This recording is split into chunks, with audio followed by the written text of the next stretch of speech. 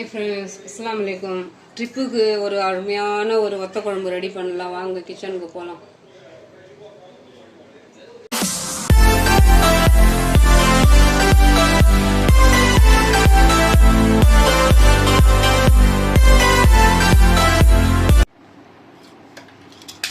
ஒரு பிடி கடலைப்பருப்பும்,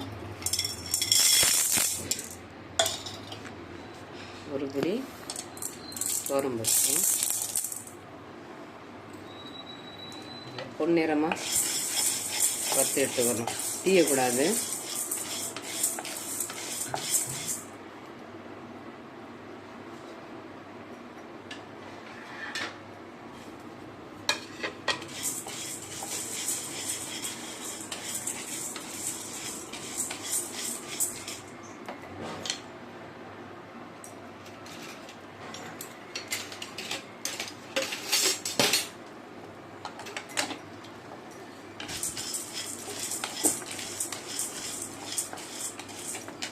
நல்லா அந்த வரப்படும் போது நல்லா ஒரு வாசனை வரும்.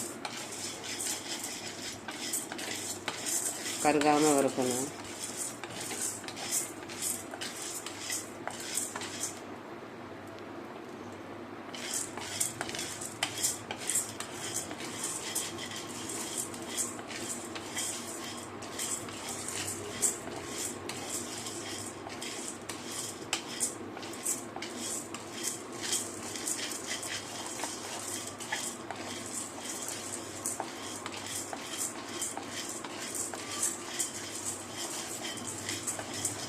கொஞ்சம் சூடு ஏறினதும் லோ தீயில் வச்சுக்கோங்க.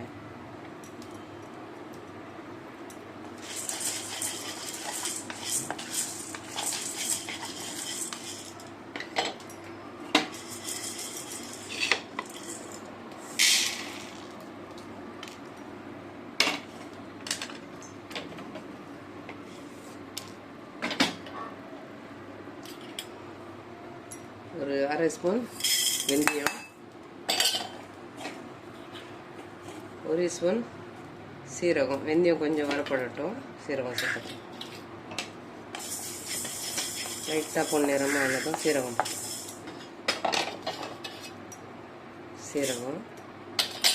ஒரு அரை ஸ்பூன் மிளகு,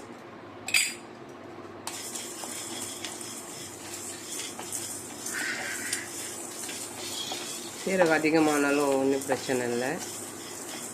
ஜீரண சக்தி, டேஸ்ட் எல்லாம் கொடுக்கும். வெந்தயம் அதிகமாச்சுன்னா கசப்பு தன்மை கொடுக்கும். வெந்தயம் அரை ஸ்பூன், சீரகம் ஒரு ஸ்பூன் போட்டுக்கணும்.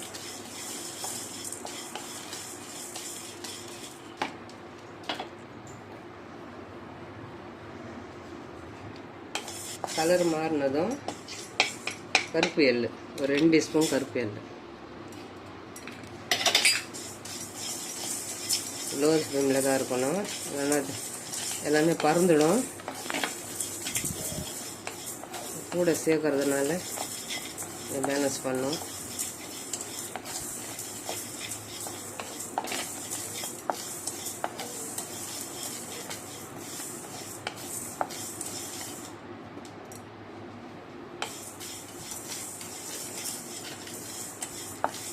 இந்த கலர் வந்ததும் கேஸ் ஆஃப் பண்ணிவிட்டு இதை ஒரு பிளேட்டில் போட்டுக்கணும்.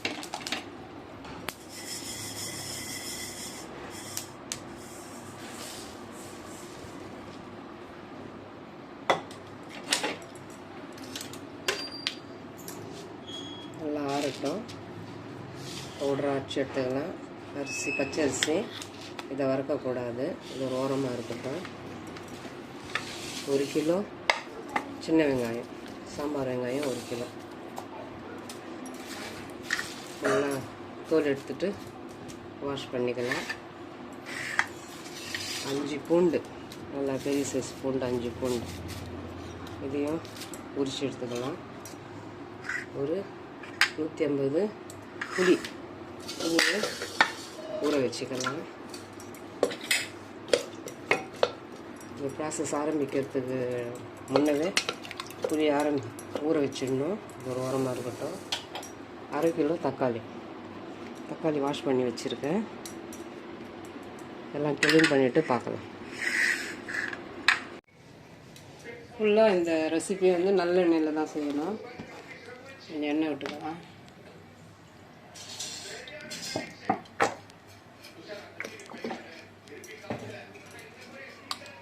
பூண்டு இந்த மாதிரி கிளீனாக உரிச்சு வச்சுக்கலாம்.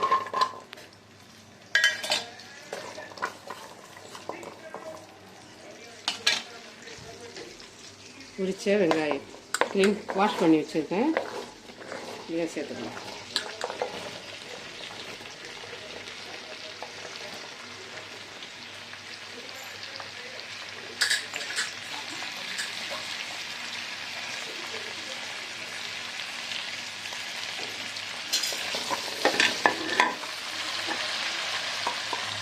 ஏலம் கருவேப்பில்லை அப்படியே காம்போட போட்டுக்கலாம்.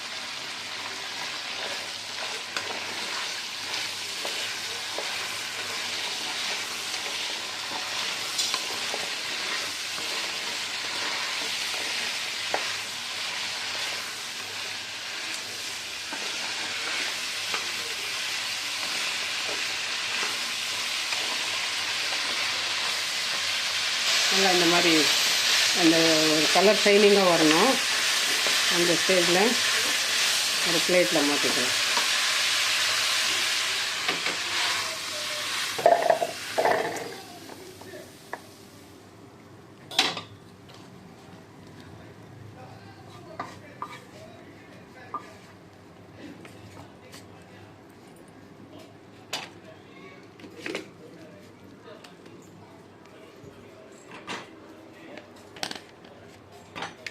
தக்காளி கட் பண்ணக்கூடாது, அப்படியே போட்டு நல்லா வதக்கிட்டுங்க. 1/2 கிலோ தக்காளி, நாட்டு தக்காளி.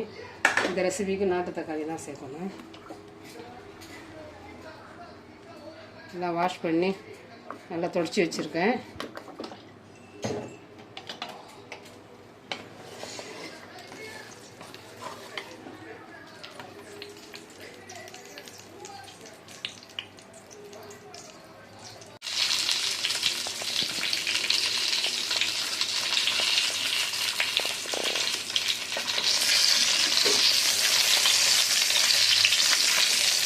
இதை கட் பண்ணி வதக்கினா மெல்ட் ஆகிடும். அதனால் இந்த மாதிரி முழுசாகவே நல்லா இந்த மாதிரி வதக்கி எடுத்துக்கணும். நல்லா பாயில் ஆகிடும். ஈஸியாகவும் இருக்கும். கடையில் பிடிக்காத வரும். நம்ம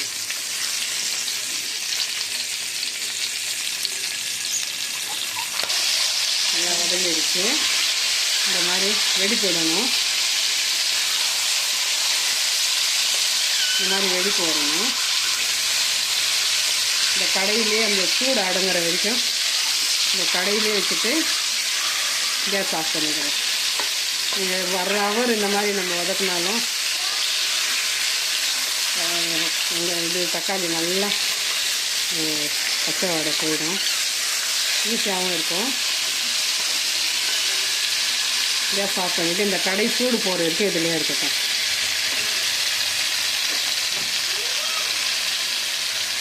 நல்லா பவுட்ரு வைக்கணும். வறுத்த கடலைப்பருப்பு, உடம்பு எல்லாத்தையும் பவுட்ரு வைக்கணும். வெந்தயம், சீரகம், மிளகு, பச்சை அரிசி அப்படியே பச்சை அரிசி சேர்க்கணும். எல்லாத்தையும் நல்லா பவுட்ரு வைக்கலாம்.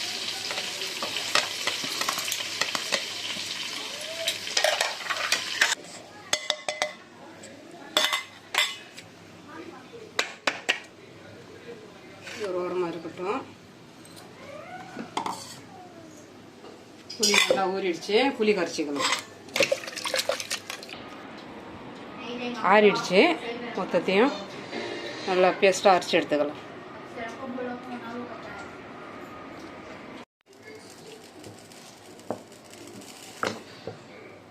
நல்லெண்ணெய் எக்ஸ்ட்ரா விட்டுக்கலாம். 3/4 லிட்டர் எண்ணெய்.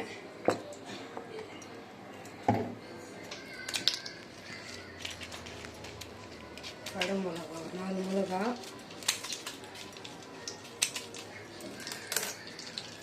கூடவே ஒரு 2 ஸ்பூன் உளுத்தம்பருப்பு, நல்லா மணமாக இருக்கும்.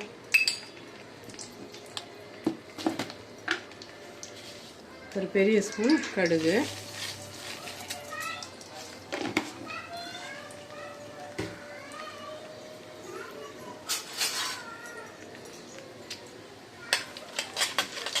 நல்லா கோல்டன் கலரில் வரணும்.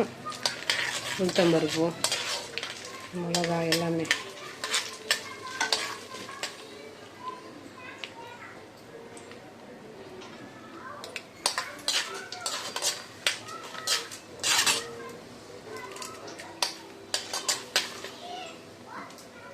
இந்த பொன்னிறமாக வந்ததும் லோ ஃப்ளேமில் வச்சுட்டு ஒரு 2 ஸ்பூன் காஷ்மீரி அரைச்ச மசாலா, வெங்காயம், தக்காளி, பூண்டு,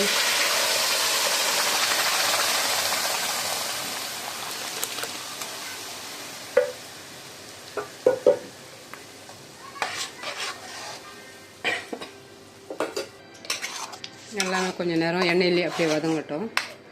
ஏற்கனவே நம்ம எண்ணெயில் வதக்கிட்டு தான் அரைச்சிருக்கோம். கொஞ்சம் அது மட்டும் தனியாக கொஞ்சம் நல்லா பபுள்ஸ் வரட்டும்.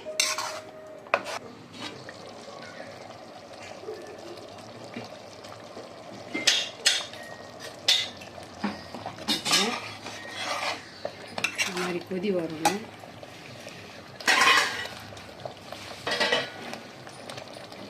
ஒரு வீட்டு மிளகா தனியாத்தூள் ஒரு 5 ஸ்பூன், அந்த கலருக்காக காஷ்மீரி மிர்ச்சி கொடுத்துருக்கோம். 1 ஸ்பூன் மஞ்சள்தூள், அரைச்ச ட்ரை பவுடர், திக்னஸ் தரும். எல்லாத்தையும் நல்லா கலந்துக்கலாம்.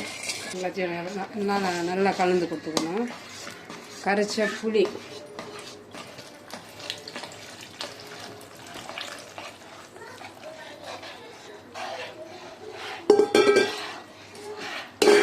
ஜார் அலசின தண்ணி,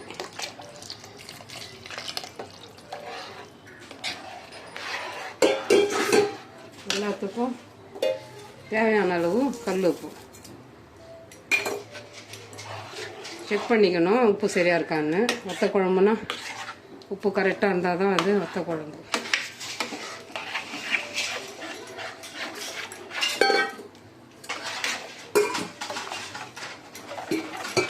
நம்ம பவுடராக போட்டிருக்கோம் இல்லையா, அது கொஞ்சம் உண்டை கட்டி வந்துடும்.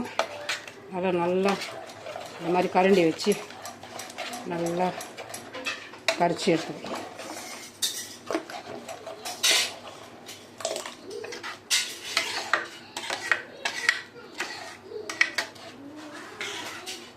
காரமும் செக் பண்ணி, காரமும் இன்னும் வேணும்னா சேர்த்துக்கலாம்.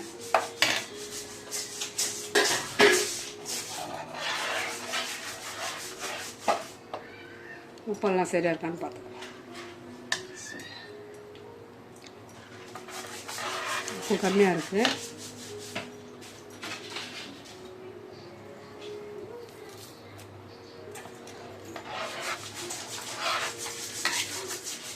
நல்லா எண்ணெய் தெரிஞ்சு வரட்டும்.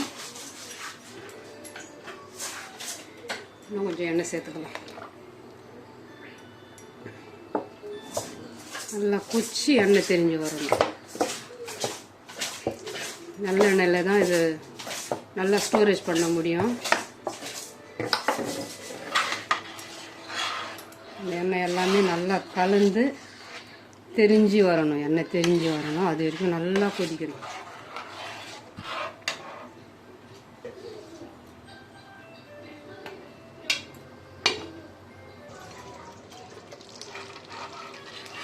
நல்லா எண்ணெய் தெரிஞ்சு வந்துடுச்சு. இதுதான் கரெக்டான பதம் வத்த குழம்பு. இதில் வத்தல், சுண்டக்காய் வத்தல் போடுறதுனாலும் போட்டுக்கலாம்.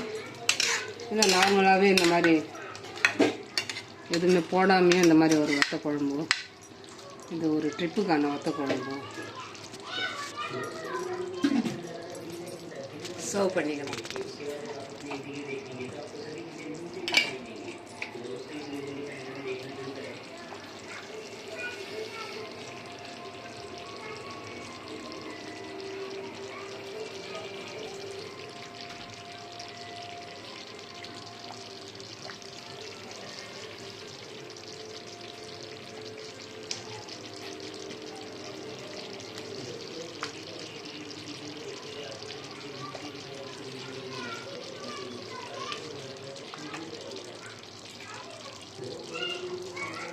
அவ்வளோதாங்க, ஒரு முறையான வத்த குழம்பு வீட்லேயே ரெடி பண்ணியாச்சு. நான் போட்ட பொருளுக்கு எந்த அளவு வத்த குழம்பு வந்திருக்கு பாருங்கள்.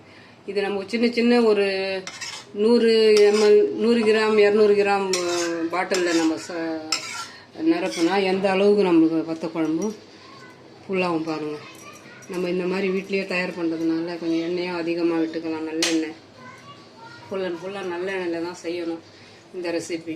இப்போ வெளியில் போகும்போது ஒரு ட்ரிப்பு போகும்போது நம்ம ஏதாவது ஒரு நமக்கு ரெசிபி செட் ஆகலைன்னா நம்ம சாப்பிடவே மாட்டோம். அது என்ன ஆகும், நம்ம நல்லா ஃபுல்லாக சுற்றி பார்க்குறதுக்கான பேலன்ஸ் கொடுக்காது, டயர்ட் ஆகிடும்.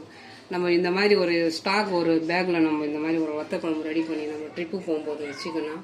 நம்மளுக்கு ஒரு டைம் வேறு ஒயிட் ரைஸ் வாங்கி கூட நம்ம இந்த வத்த குழம்பு ஆட் பண்ணி நம்ம வேறு நிறையா சாப்பிட்டுக்கலாம். ஒரு ட்ரிப்புக்கான வத்த குழம்பு இது. இன்ஷா அல்லாஹ் நான் ஒரு ட்ரிப்பு கிளம்புற ஒரு ஐடியாவில் இருக்கேன். இது எல்லாருக்கும் ஒரு யூஸ்ஃபுல்லாக இருக்கணும். மக்களுக்கு எல்லாமே இப்போ சம்மர் டைம் எல்லோரும் ட்ரிப்பு போகிற ஒரு சுச்சுவேஷன் தானே இப்போது. அதனால் இந்த மாதிரி ஒரு மெசேஜ் தரணுன்றதுனால இந்த அளவுக்கு நான் எல்லாமே ரெடி பண்ணி எனக்காகவும் நான் எடுத்துக்கினேன். இந்த வத்த குழம்பு இதுதான் மெத்தடு, முறையான ஒரு வத்த குழம்பு.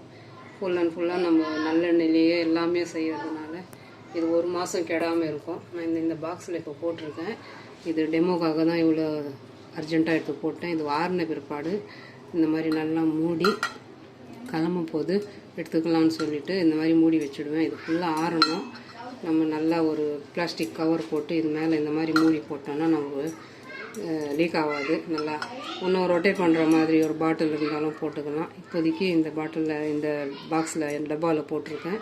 கண்டிப்பாக நீங்கள் இந்த மாதிரி ட்ரை பண்ணி பாருங்கள். இது வெளியில் விற்கிறத விட நம்ம வினிகரு அது இது எதுவுமே சேர்க்காமல் ஒரு எல்லாமே இயற்கையாக நார்மலான ஒரு பொருள் வச்சு இந்த வத்த குழம்பு ரெடி பண்ணியிருக்கோம். மெத்தடு வந்து இதுதான். நீங்கள் இந்த மாதிரி செய்து சாப்பிட்டு பாருங்கள். நீங்கள் இந்த வத்த குழம்பு அடிக்கடிக்கு செய்வீங்க. இது வந்து ட்ரிப்புக்கான ஒரு வத்த குழம்பு. நல்லா ஒரு பக்குவமாக எல்லாமே கரெக்டாக நம்ம செய்யணும். வீட்டில் வைக்கிற வத்த குழம்பு அது வேறு. இது ட்ரிப்புக்கான ஒரு வத்த குழம்பு, முறையான வத்த குழம்பு. இன்ஷா அல்லாஹ் கண்டிப்பாக இது எல்லாருக்கும் ஒரு யூஸ்ஃபுல்லாக இருக்கணும். இந்த வத்த குழம்பு ட்ரிப்பு போகணுன்னு நினைக்கிறவங்க கண்டிப்பாக இந்த மாதிரி ஒரு ரெடி பண்ணி, இந்த அளவுக்கு இல்லைனாலும் உங்கள் பட்ஜெட்டுக்கு ஏற்ற மாதிரி கொஞ்சமாக போட்டு கூட நீங்கள் ரெடி பண்ணி உங்கள் பேக்கில் வச்சுக்கோங்க. ஒரு பாக்ஸில் போட்டு கண்டிப்பாக உங்களுக்கு யூஸ் ஆகும். இந்த மெசேஜ் இந்த வத்த குழம்பு பிடிச்சிருந்துச்சுன்னா like, comment, share, bell button மறக்காமல் நல்ல உள்ளவங்கள் பேகம் சேனலுக்கு சப்ஸ்கிரைப் பண்ணுங்கள். அஸ்ஸலாமு அலைக்கும்.